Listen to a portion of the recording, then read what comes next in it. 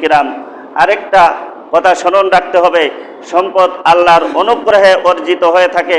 মানুষ নিজের বাহু বলে, মানুষ নিজের মেধা বলে, মানুষ নিজের বুদ্ধি বলে সম্পদ উপার্জন করতে পারে না। আল্লাহ তাআলা কোরআনের মধ্যে বলেছেন, ফাইদা কুদিয়াতিস সালাতু ফান্তাশিরু ফিল আরদি ওয়াবতাগু মিন ফাদলিল্লাহ। নামাজ থেকে ফারেক হওয়ার পর তোমরা আল্লাহর অনুগ্রহ তালাশে বের হয়ে যাও, অর্থাৎ সম্পদ তালাশে বের হয়ে যাও। এই আয়াতে তোমরা সম্পদ তালাশে বের হও এটা না বলে বলা হয়েছে আল্লাহর অনুগ্রহ তালাশে বের হয়ে যাও। এতে করে বোঝানো হয়েছে সম্পদ আল্লাহর অনুগ্রহ, সম্পদ আল্লাহর অনুগ্রহে অর্জিত হয়ে থাকে। কাজী এটা স্মরণ রাখতে হবে যে এই সম্পদ দিয়ে রব্বুল আলামিন আমার প্রতি অনুগ্রহ করেছেন, এটা আমার বাহু বলে, এটা আমার শক্তি বলে অর্জিত হয় নাই। অতএব আল্লাহর হুকুম মতো এই সম্পদ ব্যয় করতে হবে, ঠিক কিনা? যদি বাহু বলে সম্পদ অর্জিত হতো তাহলে যে ব্যক্তি বেশি কুস্তি লড়তে পারে তার সম্পদ বেশি হতো, ঠিক কিনা? মেধা বা বুদ্ধির বলে সম্পদ অর্জিত হলে দেশের বুদ্ধিজীবীরাই বেশি সম্পদের মালিক হতেন।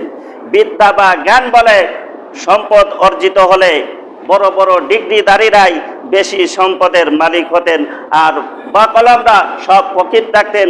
কিন্তু বাস্তবে দেখা যায় এমন অনেক বড় বড় ধনী আছে যারা নিজেদের নাম পর্যন্ত সই করতে জানে না, অথচ বড় বড় জ্ঞানী গুণী ডিগ্রিধারীরা পেট করে ভাতও পাচ্ছে না, ঠিক কিনা?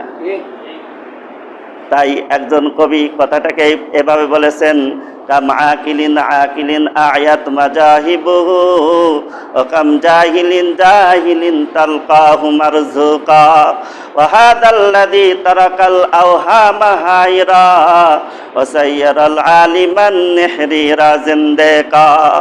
কত বুদ্ধিমান জ্ঞানী গুণী জীবিকা উপার্জনের ক্ষেত্রে দিশেহারা হয়ে ঘোরাফেরা করছে, কোনো পথ খুঁজে বের করতে পারছে না, কোনো বুদ্ধি বের করতে পারছে না, অথচ কত গণ্ড মূর্খ সম্পদের স্তূপের উপর শুয়ে থাকছে, ঠিক কিনা? ওয়াহাদাল্লাযী তারাকাল আওহামা হায়রা ওয়া সাইয়ারাল আলিমান নিহরিরা জিন্দেকা। এই বিষয়টা বহু মানুষকে বিভ্রান্ত করে দেয়।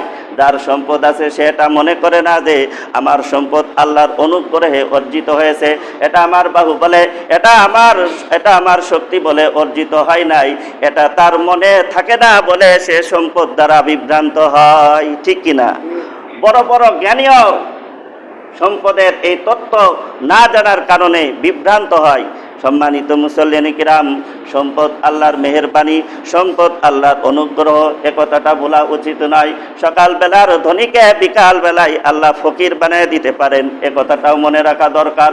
সম্পদ আল্লাহ দেন, আবার এই সম্পদ আল্লাহ ছিনিয়ে নিতে পারেন। অতএব আল্লাহ যেইভাবে সম্পদ ব্যয় করতে বলেছেন সেইভাবে সম্পদ ব্যয় করতে হবে। তাহলে সম্পদে আল্লাহ বরকত দিবেন, তাহলেই হয়তো আমার সম্পদটা টিকে থাকবে, ঠিক কিনা?